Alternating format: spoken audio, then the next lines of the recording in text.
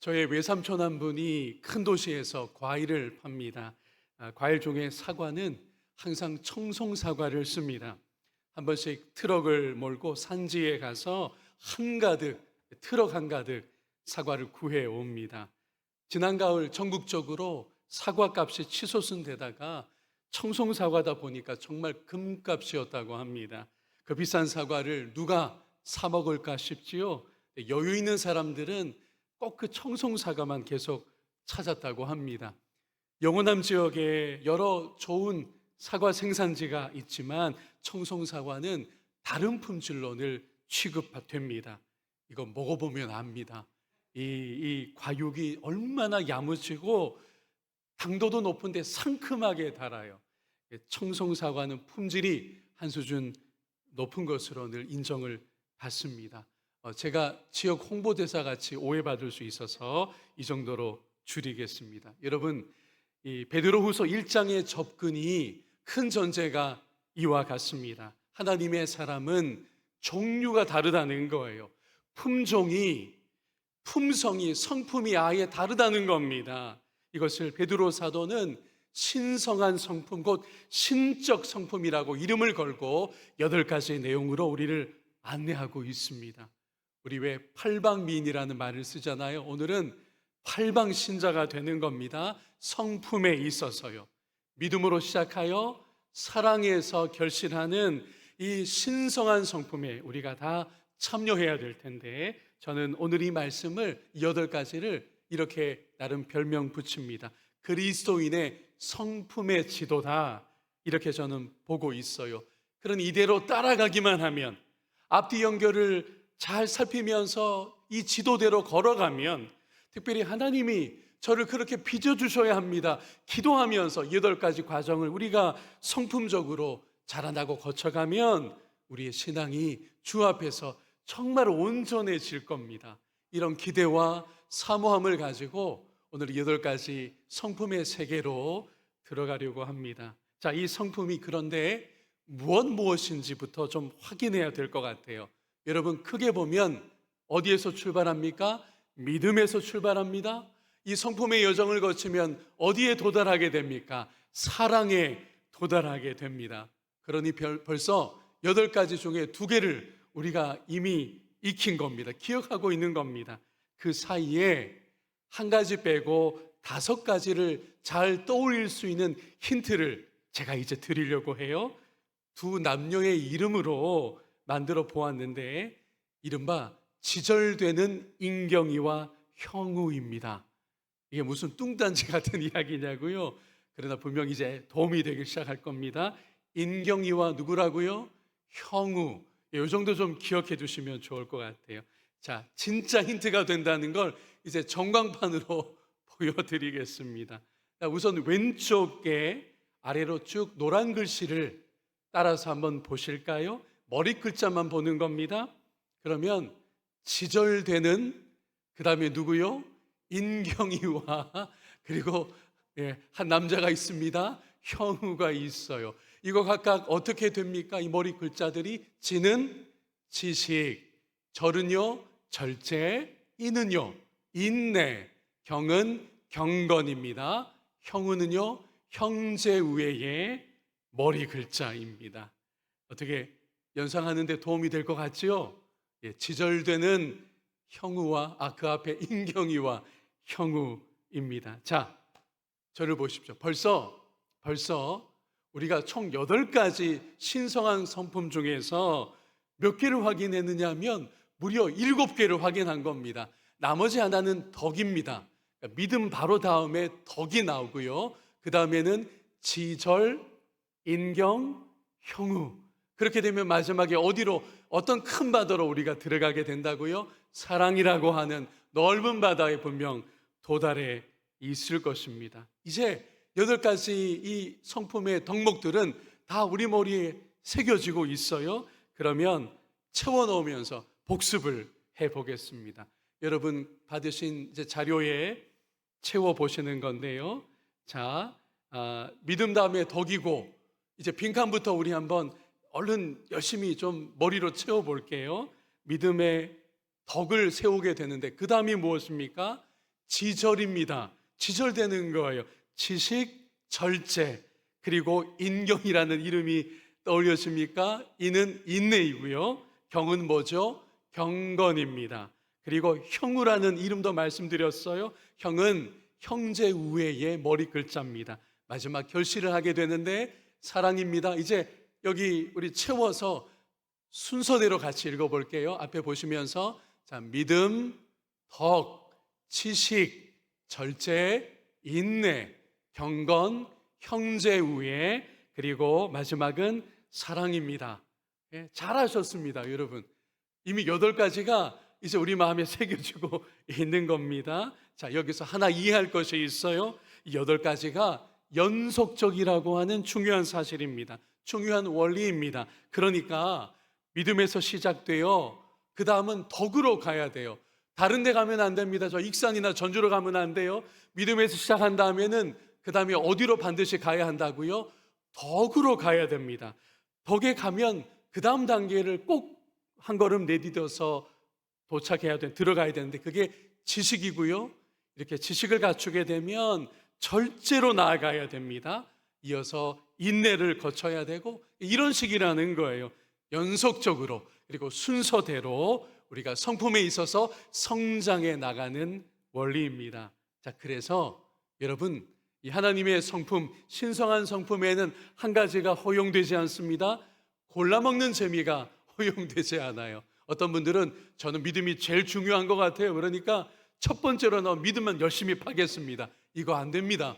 덕으로 나가야 되고 쭉쭉쭉 성품에 있어서 단계를 더하며 깊어지고 성장해 나가야 한다는 거죠. 저는요, 형제 우애는 타고나면서부터 잘해요. 그냥 팔남매 중에 잘할 때부터 서로 사랑하며 우애 있게 자랐습니다. 저는 형제 우애만 계속하면 안 될까요? 딴 건 좀 어려워요. 저 절제는 잘 안 돼요. 이건 그냥 통과하면 안 될까요? 안 됩니다.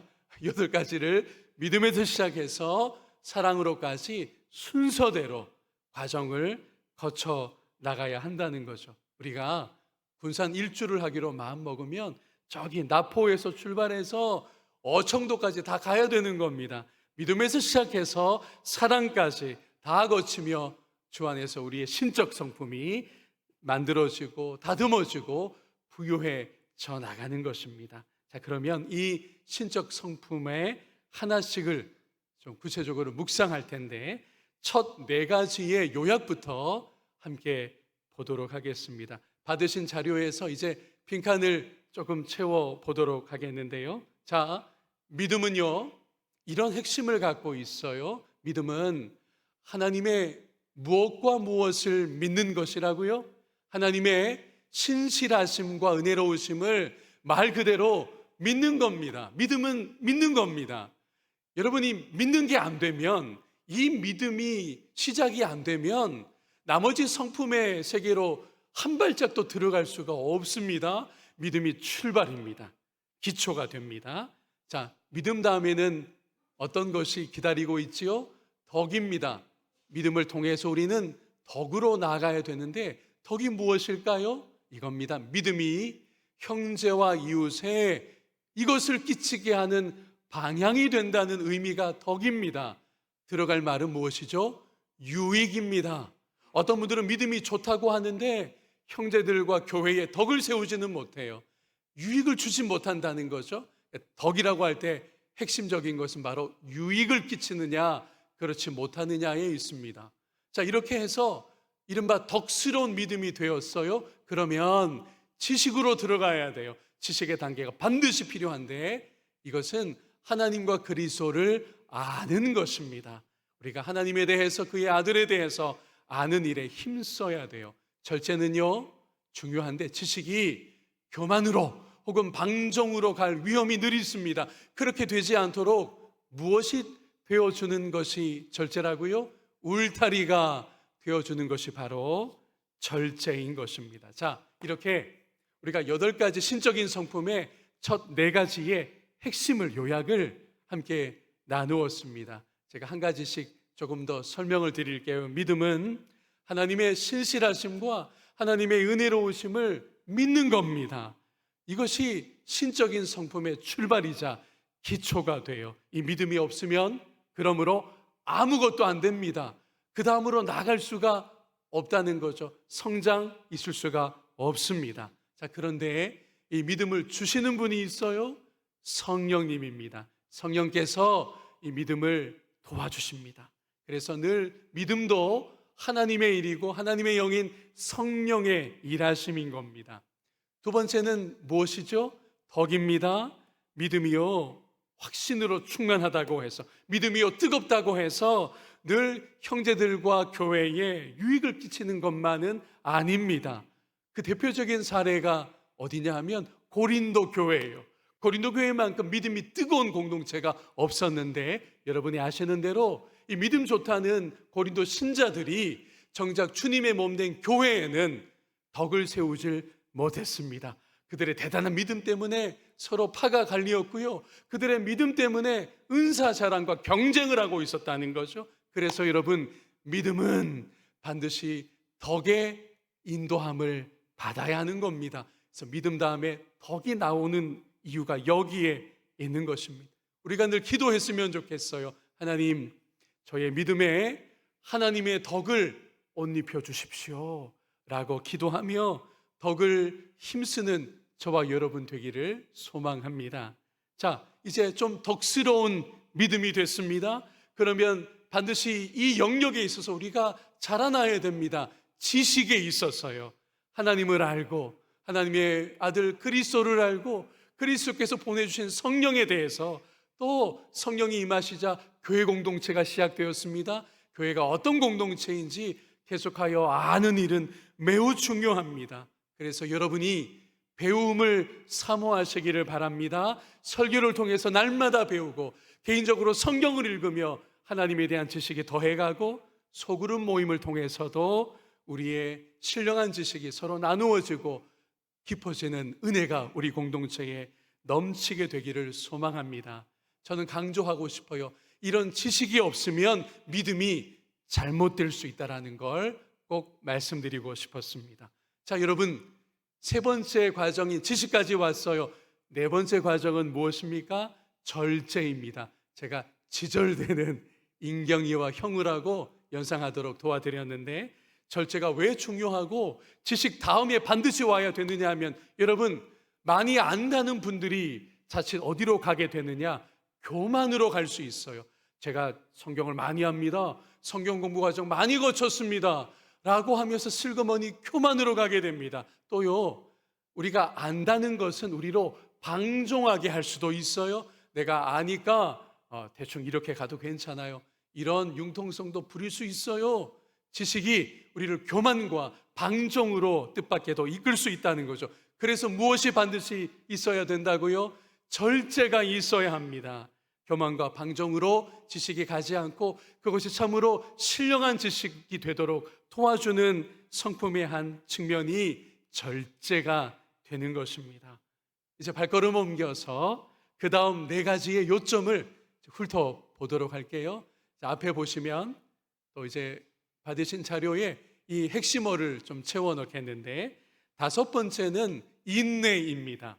우리가 믿음의 선한 싸움을 싸운다라고 여전히 그 과정에 있는데요, 선한 싸움의 주된 내용이 바로 인내입니다. 인내는 기다림과 특별히 연단으로 우리가 겪어나가게 되고요, 자, 인내를 통해서 그 인내의 열매를 우리가 누리게 되고 또 훈련이 됩니다. 그게 바로 경건이라고 하는 복된 열매입니다. 경건이 무엇이냐?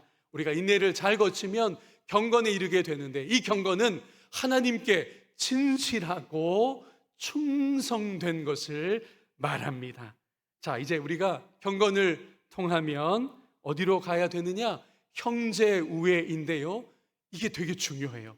형제 우애가 뭡니까? 라고 할 때, 경건하지 않은 형제와 경건하지 않은 이웃도 너그러이 우리가 대하고 용납하고 사랑하는 것이 바로 형제 우애입니다. 마지막으로 이 모든 우리가 성품의 성장을 통해서 사랑으로 도달하게 될 것입니다. 자, 이제 후반부 네 가지를 제가 조금 더 안내하겠습니다. 여러분, 인내가 매우 중요한데요, 바울 사도는 믿음의 선한 싸움을 내가 싸웠습니다, 여러분도 그러합니다라고 늘 격려하지 않았습니까? 도대체 믿음의 선한 싸움의 내용이 뭘까요? 그게 바로 기다림과 연단입니다. 한마디로 인내인 거죠. 우리는 인내라고 하는 이름의 믿음의 싸움을 계속 해나가는 중에 있습니다. 이 과정에서 어떤 분들은 지쳐요. 어떤 분들은 더 못 기다립니다. 어떤 분들은 이 인내의 과정에서 주저앉게 돼요. 너무 안타깝습니다. 인내야말로 8가지 신적인 성품의 매우 중요한 단계, 이걸 넘어서면 이제 8분응선, 9분응선으로 나아갈 수 있는데, 여러분과 제가 이 기다림과 연단의 인내라고 하는 이름의 과정들을 잘 훈련받기를 주님의 이름으로 격려하고 축복합니다. 자, 그렇게 되면 우리가 아름다운 열매가 눈앞에 나타나는데, 어떤 이름의 열매라고요? 경건이라고 하는 이름의 열매입니다. 뒤집어 이야기하면 인내를 연습하지 못하는데 경건에 도달할 수 있다? 그럴 수가 없습니다. 인내를 잘 거치면 드디어 하나님 앞에 진실하고 충성된 경건에 도달하게 된다는 거죠. 그런데 여러분, 이 경건해지게 되면 함정이 하나가 있어요. 이겁니다. 우리가 경건 생활, 우리의 성품이 경건해지다 보니까 경건하지 않은 사람들이 자꾸 눈에 들어와요. 아이고, 저런 죄인들, 아이고, 교회 다닌다고 하면서 저렇게 언행을 하네? 판단하는 마음이 든다는 거예요. 그래서 베드로 사도가 7번째로 우리에게 안내하는 성품의 지점이, 이름이 어떻게 됩니까? 형제우애라는 겁니다. 경건하지 않은 형제들도 우리가 용납하고 사랑할 수 있어야 한다라고 하는 중요한 도전이에요. 자, 여기까지 오면 우리는 자연스럽게 이제 사랑에 들어가게 되는데, 이 사랑은 우리 인간적인 사랑이 아닙니다. 사랑의 감정이 아닙니다. 그리스도 예수께서 자기의 생명을 내어주신 그 사랑으로 우리가 사랑하며 살게 된다라는 것이죠. 사랑하는 여러분, 결국 우리가 믿음에서 출발하여 이 모든 성품의 자라남의 과정을 거쳐 사랑에 들어가게 되는데, 우리에게 사랑이 얼마나 중요한 목적인지 몰라요. 우리가 반드시 사랑으로 나아가야 되는데, 사랑이 어떤 것인지 제가 백석대학교에서 신학을 가르치는 최영삼 교수님의 글을 읽다가, 그렇지, 이게 사랑이지, 정말 이런 사랑이 되어야 해 라고 감명받은 내용이 있어요. 여러분 받으신 자료에도 그래서 이걸 넣어드렸는데, 우리 함께 이 부분 읽어보면서 우리가 이 모든 성품의 자라남의 과정을 통해서 이런 사랑이 우리 안에 이루어지고 나누어지고 우리가 이런 사랑으로 살겠습니다, 소망해 보면 좋을 것 같아요. 함께 읽어보겠습니다. 자료에도 있고 앞에 전광판에도 있습니다. 툭하면 사명이고 일입니다. 하지만 사명은 사랑 없이 감당하지 못합니다. 사랑 없는 사명은 뭐라고요? 자기 일밖에 되질 않는다는 거예요. 계속해서 보겠습니다.